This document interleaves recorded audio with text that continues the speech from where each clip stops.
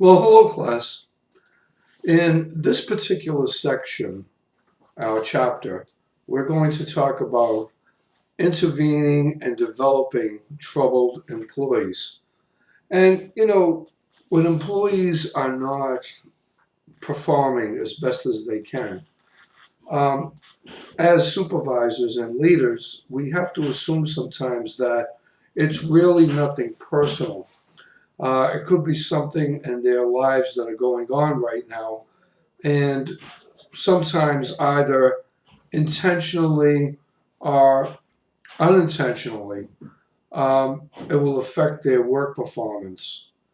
And what we need to know is how we can correct that if possible. Of course, when behavior affects the culture, it can really affect morale.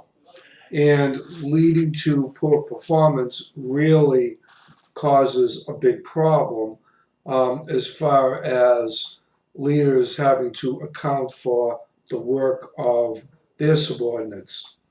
So we need, we go as far as we can to try to correct the situation. And often we run into these areas where we have no choice but to implement a progressive disciplinary procedure, if you will, a paper trail, when behavior is intentionally not corrected. I should say inappropriate behavior.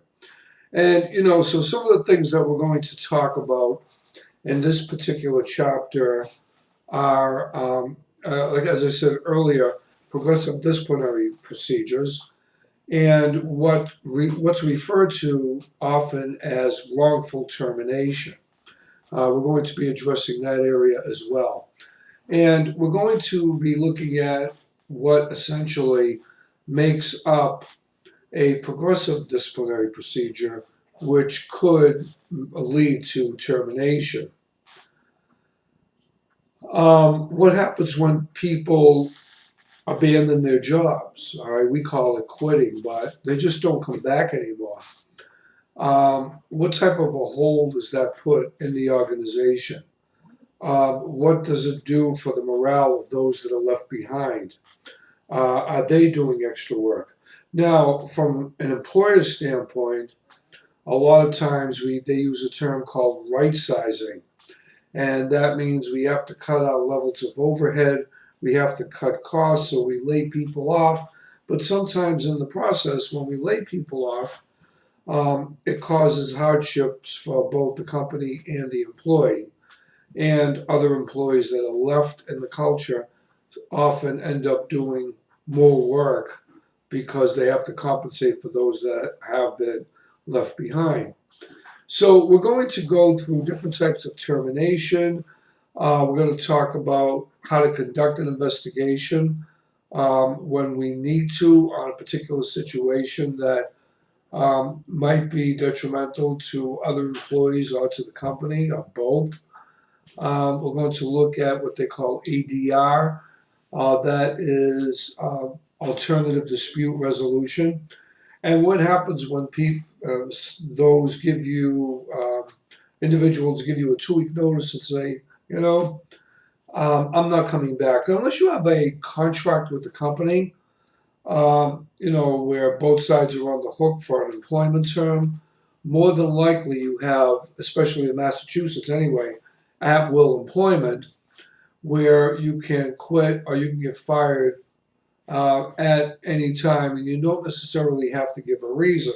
Now, that in and of itself doesn't mean that employers or employees or both are responsible for their actions one way or the other, but it is not held against you if you are an at-will employee rather, and you want to quit. On the other hand, the terms of which you left your job might be another issue. As far as termination is concerned, whether you as an employee think that that termination is justified or not might be another issue, but an at-will employer can pretty much, unless you're under a contract, as I said earlier, terminate your terms of employment without, they could say for cause, not necessarily give a reason, And if it goes beyond that, that's another issue. So that's kind of what we're going to talk about today, and probably in the next few days anyway. That will be chapter 11.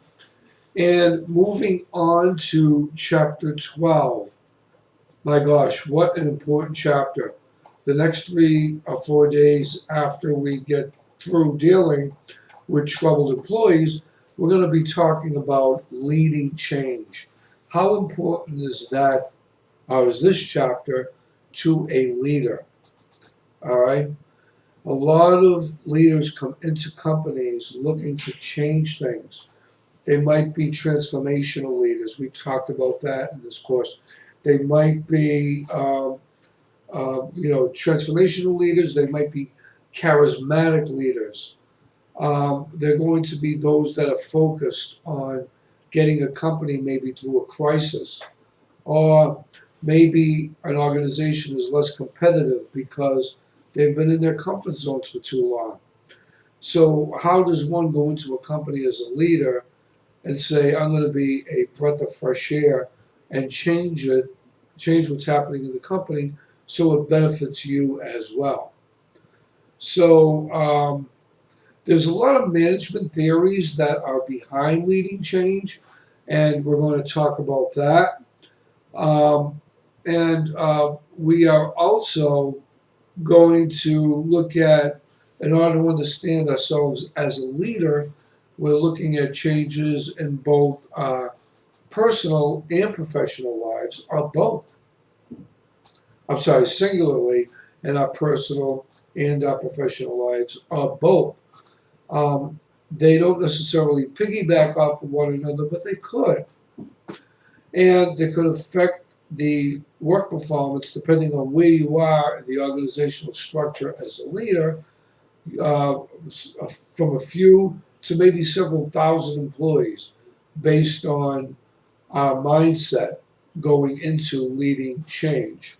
So we're going to look at some, as I said earlier, some of the management theories about the change process.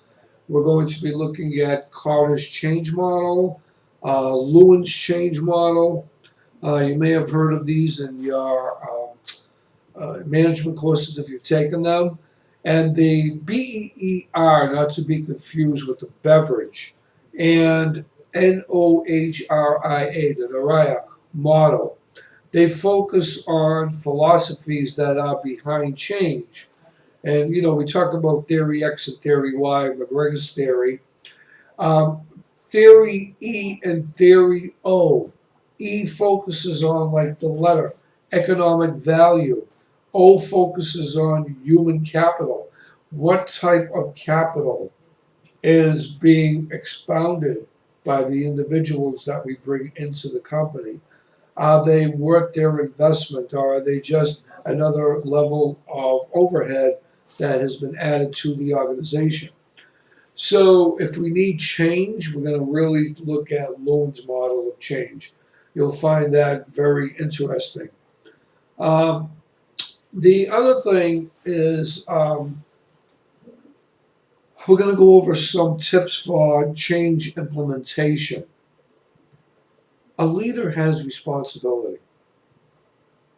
A leader needs to know that if they believe in the change that is taking place beyond their own nose, so to speak, they have to shepherd in a process that ensures that the change is not just now. The change is not just to pacify a few that want that change, but the change is going to be long lasting, where it's going to help the organization for the better. And especially in the world we live in today, accountability and ownership of changes that we make have to start with the leader. You need to communicate the change well, and you have to address any cultural issues or baggage that comes in to deter that change from being what is needed. And that comes with the responsibility piece of leadership. So when we talk about all of these things, I want you to really pay attention to some of the facets of leading change, because leadership isn't just about leading people, it's also about leading an ideology, a philosophy, a vision, something that makes a difference. Okay, so that's for this week. And then after this, we have one more week to go next week. And I'm going to use a lot of that week on chapter 13, but also a lot of reflection of what we learned over the past 7 weeks. Have a great week. And I understand that many of you are taking this course because you want to bring a lot back to your particular institutions. And I think that what you might want to remember is that the leader starts from within.